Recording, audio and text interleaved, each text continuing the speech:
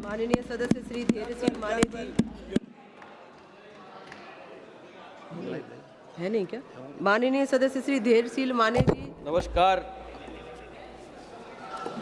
धन्यवाद अध्यक्ष महोदय, आपने मुझे सदन में फाइनेंस बिल 2025 पे बोलने का मौका दिया। आज भारत देश एक नई प्रगति की आयाम छू रहा है और इस रफ्तार को आगे ले जाने का काम प्रधानमंत्री नरेंद्र मोदी जी की सरकार कर रही है। निश्चित रूप से मैं आपका ध्यान अनेक चीज़ों पे आकर्षित करना चाहूँगा, लेकिन सबसे पहले मैं अभिनंदन करना चाहूँगा श्री मोदी जी का कि थर्सडे को उन्होंने छावा नामक जो मूवी देश में चल रही है उसको पार्लियामेंट में दिखाने का निर्णय लिया है। मैं प्रधानमंत्री मोदी जी का अभिनंदन करना चाहूँगा। लेकिन सर, मैडम, कई ऐसे लोग हैं जो औरंगजेब का पुरस्कार करते हैं, वो ये मूवी यहां लगाने नहीं चाहते।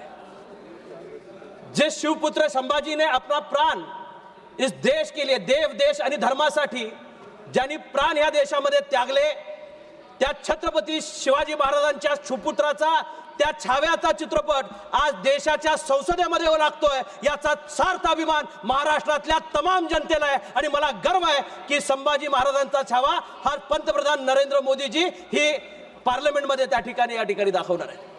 सर, इकोनॉमी बढ़ाने के लिए जो नया रोल मॉडल आगे लेके प्रधानमंत्री जी चल रहे हैं, यह जज्बा उनको मिला है छत्रपति शिवाजी महाराज से। टैक्सेशन सिस्टम तब के टाइम में जो हुआ करता था शिवाजी महाराज के टाइम में, उसको इलैबोरेट करते हुए एक ही टैक्स लोगों पे होना चाहिए।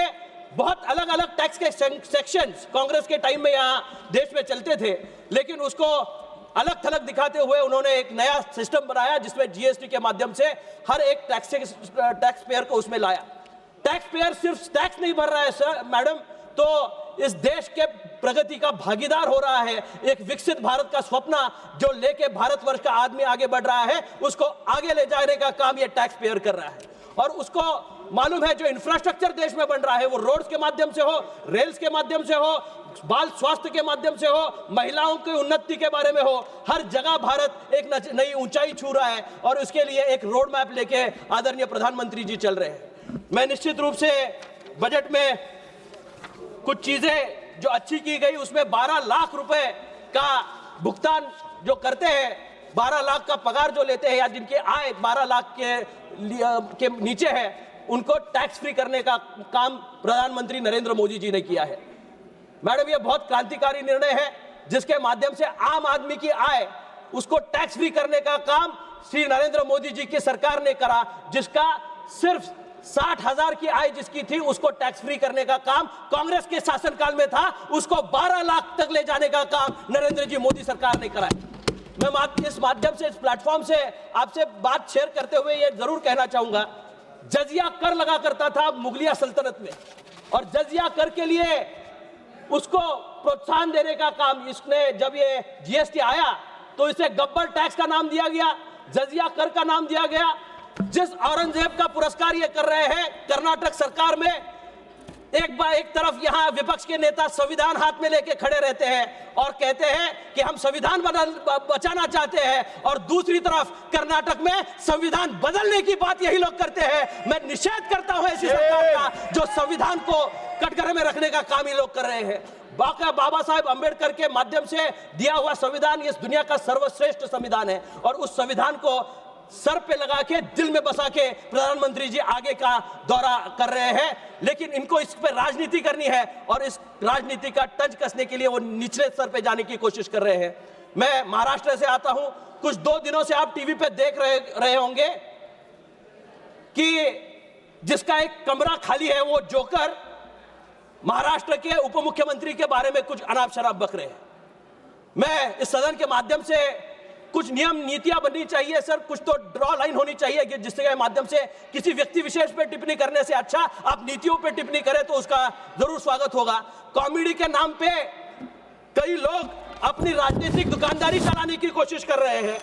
उसमें एक गांजा भूत नामक, मैं किसी का नाम नहीं ले रहा हूं, किसी का अगर गांजा भूत नाम हो तो समझ ले, वो यहां से स्क्रिप्ट लिख के देते हैं और महाराष्ट्र में कोई कॉमेडियन जोकर जाके वो स्टेज पे बौखला जाता है। मैं इस संसद के माध्यम से निश्चित रूप से डिमांड करना चाहूंगा कि ऐसे प्लेटफॉर्म्स पे बंदी लानी चाहिए, जिससे के माध्यम से हेट्रेड स्पीच या दो लोगों में तनाव का वातावरण एक राज्य में बनते हुए देखा जाए। मैं कुछ मांगे आपके सामने से मैडम यहां रखना चाहूंगा। नीतियां अच्छी बने तो और कारगर तरीके से काम होता रहता है।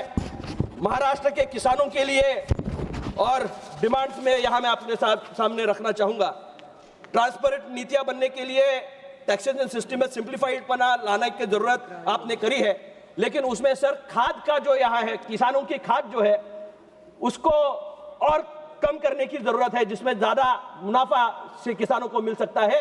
बहुत ज्यादा टैक्सेशन के माध्यम से, सर 2 मिनट मेरे बाकी है, मैं कंप्लीट कर रहा हूं।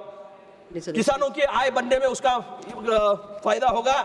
एग्रीकल्चर सेक्टर में 5% जीएसटी है, इनपुट्स के पहले 6% था, आज यहाँ 18% जीएसटी अमोनिया और रॉ मटेरियल पे लग रहा है। उसको अगर कम किया जाए तो निश्चित रूप से फर्टिलाइजर्स में उसका फायदा होगा। मेरे कॉन्स्टिट्यूएंसी की आखिर बात मैं यहाँ करके अपनी बातों को विराम दूंगा। मैडम, मेरे कॉन्स्टिट्यूएंसी में नागपुर रत्नागिरी हाईवे जा रहा है, जिसका काम अभी प्रगति पथ पर है। उस सेक्शन का एक चौकाक से आंकलिक तक का सेक्शन, हर चौराहे पे हर जगह 4 गुना मुआवजा दिया गया है, लेकिन उसी सेक्शन पे अन्याय करते हुए दुगना मुआवजा देने की सिफारिश हुई है। मैं केंद्र सरकार को इसमें इंटरवीन करने की विनती करता हूं। मैडम, 1 ही मिनट में मैं खत्म कर रहा हूं कि उन लोगों पे अन्याय ना हो और किसानों ने जो अपनी जमीन दे रहे हैं उनको चौगना यहां मुंह बदला मिले, ऐसी मैं मांग